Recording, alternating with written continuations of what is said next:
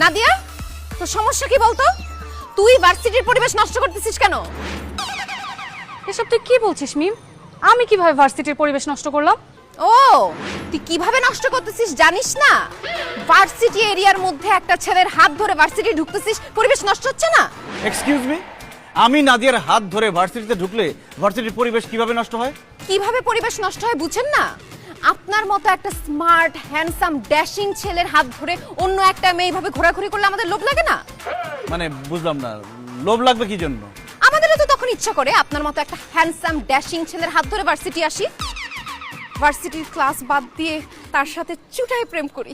তাহলে তো এখানে নাদিয়ার কোনো দোষ নেই, দোষ হচ্ছে সব আপনার চিন্তা ভাবনায়, আপনার মনে। একদম ফালতু কথা বলবেন না। আমার চিন্তা ভাবনার সমস্যা মানে? সমস্যা হচ্ছে আপনার চোখে, সমস্যা আপনার মনে। আমার চোখে মনে সমস্যা মানে কি বলতে চান আপনি? আপনার চোখে সমস্যা দেখে আপনি নাদিয়ার মতো একটা মেয়েকে পছন্দ করছেন, আপনার মনে সমস্যা দেখে আপনি নাদিয়াকে মন দিছেন, তার সাথে প্রেম করতেছেন। কেন? আমাকে কি আপনার চোখে পড়ে না? আমার মতো একটা সুন্দরী মেয়ের সাথে কি আপনার প্রেম করা যায় না? আপনি কি আমাকে ভালোবাসতে পারেন না? আমাকে গার্লফ্রেন্ড বানাইতে পারেন না? তা না করে কেন আপনি নাদিয়াকে গার্লফ্রেন্ড বানাইছেন? এই আপনার মতো সুন্দর হ্যান্ডসাম স্মার্ট ছেলেদের ভুল পছন্দের জন্য আমার মতো সুন্দরী মেয়েরা সিঙ্গেল থাকে। আমাদের তো 4-5টা বয়ফ্রেন্ড থাকার কথা। Shut up! আর একটা ফালতু কথা বলবেন না। নাদিয়া আমার গার্লফ্রেন্ড না। নাদিয়া আপনার গার্লফ্রেন্ড না? নাদিয়া, এই হ্যান্ডসামটা কে? আমার ভাই। হোয়াট? কি বললি? এই হ্যান্ডসামটা তোর ভাই? চেহারায় কোনো মিল নাই। ইয়েস, আমি নাদিয়ার ভাই। ছি ছি নাদিয়া, এই সব ফালতু মেয়েদের সাথে চলিস তুই? এইসব ফালতু মেয়েদের সাথে চললে তুই নিজেও ফালতু হয়ে যাবি। এটা তো প্রেম ভালোবাসার জন্য পুরো দেওয়ানা হয়ে আছে। এদের সাথে একদম মিশবি না। যা ক্লাসে যা, আমি গেলাম। বান্ধবী, আমি তো খাইছি। কি খাইছো? তোর ভাইয়ের উপর ক্রাশ খাইছি। কেমন আছেন ভাইয়া? এই কি কেমন আছে?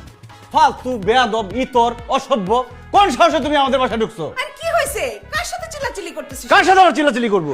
আচ্ছা মা, তুমি বাসায় কেমন দারোয়ান রাখছো? এসব আলতু ফালতু মেয়েদেরকে বাসায় ঢুকতে দেয়? কই, মেয়েটাকে দেখে তো আলতু ফালতু বলে মনে হচ্ছে না। মাশাআল্লাহ মাশাআল্লাহ, কি সুন্দর লম্বা চওড়া দেখতে মেয়েটা। Thank you so much aunty আমাকে সুন্দর বলার জন্য। ওয়েলকাম মা। মা, মেঘের আড়ালে যেমন সূর্য থাকে, এই মেয়ের সৌন্দর্যের আড়ালে বেয়াদব লুকায় আছে। কি বলছিস তুই? মেয়েটা কি করছে তোর সাথে? মা, ও হচ্ছে আমার বান্ধবী মিম। কাল যখন ভাইয়া আমাকে ভার্সিটিতে নিয়ে গেল, তখন ও সবার সামনে ভাইয়াকে উল্টাপাল্টা কথা বলে অপমান করেছে। আন্টি, আমি না আসলে সত্যি বুঝতে পারি নাই ভাইয়া যে আমার বান্ধবীর ভাই। যদি বুঝতে পারতাম তাহলে একদম উল্টাপাল্টা কথা বলতাম না, খুব মিষ্টি করে কথা বলতাম। ভাইয়াকে বসতে দিতাম, ভাইয়ার সাথে গল্প করতাম, ভাইয়াকে আদর